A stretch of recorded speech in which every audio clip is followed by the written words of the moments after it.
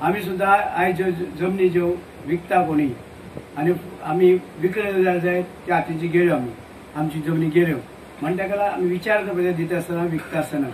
आणि जे कोळकायद्यान जेन्ना जमनी मेळ्ळ्या जावं मरड जे तुका 1 पिके शेत 2 पिके शेत जावं काजूचे आंब्याचे सगळे हे कोळकायद्यान तांकां जे जमनी मेळटा